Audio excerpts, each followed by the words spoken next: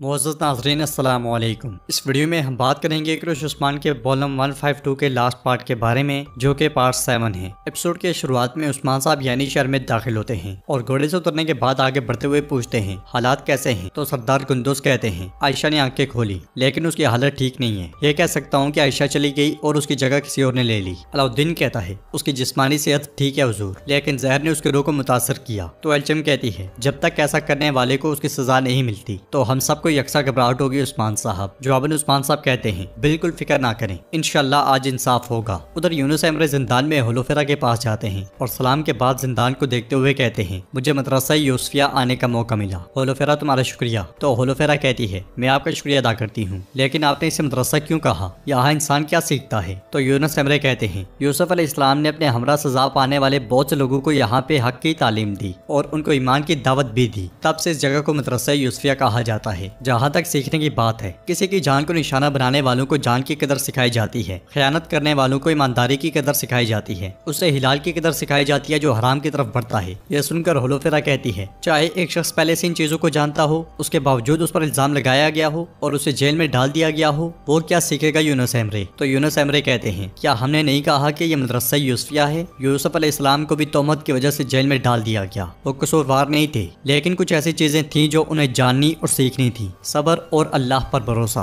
लेकिन अगर इंसान खुदा पर भरोसा करना चाहता है तो उसे पहले अपने आप को जानना होगा। अपने आप को पाने के लिए उसे खुद को तर्क करना पड़ता है। हक तक पहुंचने का रास्ता खुद को तर्क करना है। अपने आप को तर्क करने के बाद क्या बाकी रहेगा वो, और क्या उसके अलावा कोई बाकी जात है? इस पर होलोफेरा कहती है अजीम ईसा ने भी अपने आप को तर्क कर दिया था, क्या आप ये जानते हैं? तो यूनुस एमरे कहते हैं जानता हूँ, बिल्कुल जानता हूँ। आपने भी तमाम अंबिया की तरह सिर्फ अपनी कौम के बारे में सोचा, ख्वाह आपकी कौम में से कोई उसके साथ खयानत करे, लेकिन आपने कभी एतमाद का दामन नहीं छोड़ा। अब अगर तुम इस कैद में अपने आप को ढूंढना चाहती हो, अगर तुम अपने रब को पाना चाहती हो, तुम अंबिया के रास्ते पर चलो। इस रास्ते पर कभी कोई नुकसान नहीं उठाता, सलामत रहो। ये कहते साथ ही यूनुस एमरे जिंदान से चले जाते हैं और होलोफेरा जिंदान को देखने लग जाती है। नाज़रीन इसके बाद हम अतरानूस किले में देखते हैं इमरान तेगन सफीरुल से कहता है वक्त आ गया है। बेरहम का तलान जंगजू पहले से अपने हेडक्वार्टर को तैयार कर चुके होंगे। तो एक सफेद पूछता है वो कहाँ है? तुम उन्हें महल में क्यों नहीं लाते? जवाब इमरान तेगन कहता है क्योंकि वो अभी तक पूरे नहीं पहुंचे। बनियामीन फरेंग जल्दी सोडेन के साहिल पर उतर चुके होंगे, हम उनका इस्तकबाल करेंगे। वो भी कतलान जंगजू के साथ इत्तेहाद करेंगे। मैंने उन्हें मैदानी जंग में देखा है और मैं जानता हूँ कि वो नाकाबिले शिकस्त हैं। जब फ्रैंक और कतलान मुत्तहिद हो जाएंगे तो वो एक नाकाबिले शिकस्त फौज बनाएंगे। फिर ना ममलूक उन्हें रोकेंगे और ना उस्मान, वो सब हमारे सामने घुटने टेकेंगे। उधर यानी शहर के जिंदान के बाहर आयकुत खवातीन से कहता है खवातीन और ल्यूया और होलोफेरा को ले जाओ। खवातीन जैसे उन्हें लेकर जाने लगती हैं तो ओरहान वहाँ पे आता है। जाते जाते और ल्यूया ओरहान से कहती है ओरहान ना मैं और ना मेरी भांजी ऐसा कुछ कर सकती है। ओरहान आयकुत को भेज देता है और होलोफेरा भी जाने लगती है तो ओरहान उसे रोक लेता है। फिर पूछता है तुम मुझसे क्यों भाग रही हो? तो होलोफेरा कहती है तुम मेरी मदद नहीं कर सकते और मैं नहीं चाहती कि तुम मेरी मदद करो। क्या तुमने खुद नहीं कहा था कि शरीक कानून से कटी हुई उंगली को तकलीफ नहीं होती? ओरहान हैरानगी से कहता है क्या कह रही हो होलोफेरा? जवाबन होलोफेरा कहती है आज इंसाफ मिलेगा और हम वही जिएंगे जो हमारा मुकद्दर है। यह सुनकर ओरहान कहता है मेरा मुकद्दर तुम हो गवर्नर की बेटी, अब तुम परेशान ना हो, जल्दी तुम्हारी बेगुनाही जाहिर हो जाएगी। तो होलोफेरा कहती है पहले मैं भी तुम्हारी तरह सोचती थी, तुम मेरे दिल की खुशी थे,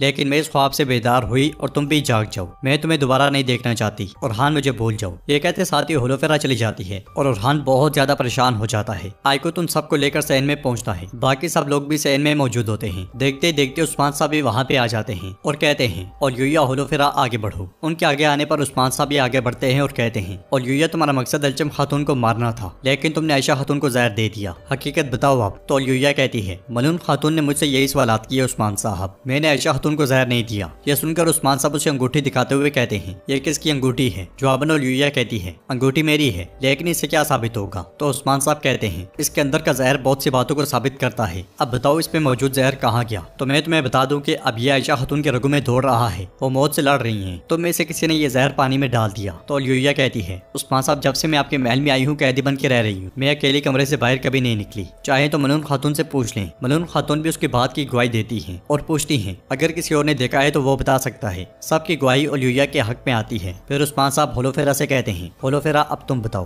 तो होलोफेरा कहती है जब मैंने सुना कि इनकी शादी हो रही है तो मैं अपने गुस्से पर काबू ना रख सकी। मैं अल्चम खातून को जहर देने वाली थी मगर आयशा खातून ने पी लिया। यह सुनकर सब चौंक जाते हैं और ओरहान बिल्कुल यकीन नहीं कर पा रहा होता। होलोफेरा मजीद कहती है मुझे अफसोस है काश ऐसा ना होता। उसकी बात सुनकर अल्चम खातून कहती है तुम कातिल हो कातिल। गुंदू साहब उन्हें खामोश करवाते हैं और उस्मान साहब कहते हैं पुरसकून हो जाओ, ये शिद्दत नफरत और गुस्से की जगह नहीं है। फिर होलोफेरा से कहते हैं, होलोफेरा बताओ तुमने ये कैसे किया। तो होलोफेरा कहती है, मैं जानती थी कि मेरी खाला की अंगूठी में जहर है और वो इसे सोते वक्त नहीं पहनती थी, चुनांचे मैंने उसे ले लिया और इन्हें पता नहीं चला। मैंने एल्चम खातून के कमरे में घुसकर उनके पानी में जहर डाल दिया। उसकी बातें सुनते सुनते और युया की आंखें भी खुली की खुली रह जाती हैं और उस्मान साहब कहते हैं, तुम्हारे एतराफ से तुम्हारा जुर्म वाज़ेह होगा, क्या तुम कुछ और कहोगी। मगर होलोफेरा नफी में सर हिलाती है। तो उस्मान साहब कहते हैं, होलोफेरा ने एल्चम खातून को जहर देने का इरादा किया लेकिन आयशा खातून ने जहर पिया। एल्चम खातून, क्या तुम कुछ कहना चाहती हो। तो एल्चम खातून कहती है, आपके इंसाफ पर शक करने के लिए मुझे माफ कर दे उस्मान साहब, और मैं क्या कह सकती हूँ। होलोफेरा ने इल्जाम कबूल कर लिया है लेकिन अल्हम्दुलिल्लाह मेरी भाभी जिंदा है। अब मैं नहीं चाहती कि ये मरे, लेकिन मैं चाहती हूँ कि इसे हमेशा के लिए मुल्क बदर कर दिया जाए। फिर उस्मान साहब गुंदोज साहब से पूछते हैं, और आप गुंदोज साहब क्या कुछ कहेंगे। जवाबन सरदार गुंदोज कहता है, मेरे पास अपनी बेटी के दिखाए गए रहम के सिवा कुछ नहीं है। इसके साथ ही उस्मान साहब फैसला सुनाने लगते हैं। तो वहाँ पे पहुंचने वाली आयशा खातून कहती हैं, रुक जाएं उस्मान साहब रुक जाएं। वो बिल्कुल तंदुरुस्त होती हैं और आगे बढ़ते हुए कहती हैं, मैंने अभी तक बात नहीं की, मेरे पास किसास का हक महफूज है। मैं गवर्नर की इस मुनाफिक बेटी को माफ नहीं करती, बल्कि मैं अपने किसास का हक मांगती हूँ। आयशा खातून की बात सुनकर ओरहान को बहुत गुस्सा आता है। उधर जंगल में तोरान तने तनहा घोड़ा दौड़ा रहा होता है और मुसलसल आगे बढ़ता ही चला जाता है। इधर उस्मान साहब आयशा खातून से पूछते हैं, क्या ये आपका आखिरी फैसला है। तो आयशा खातून कहती हैं,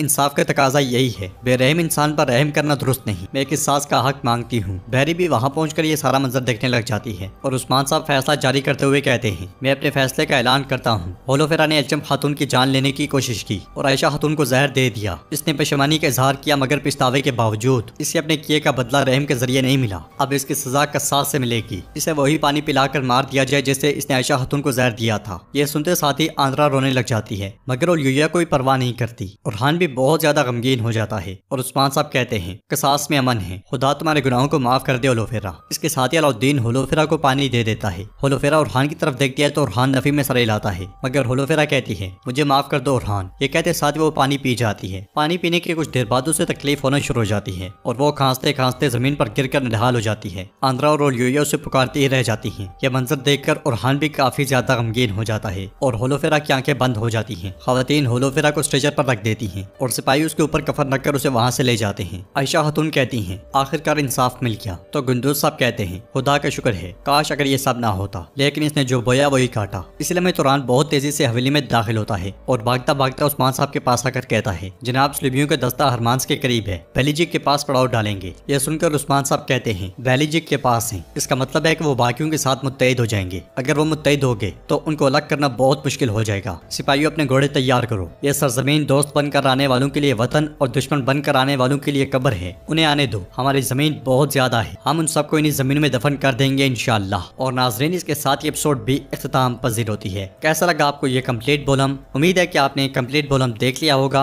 अगर आपको ये वीडियो पसंद आए तो वीडियो को लाइक करें, चैनल को सब्सक्राइब करें और बेल आइकन पर लाजमी से क्लिक कर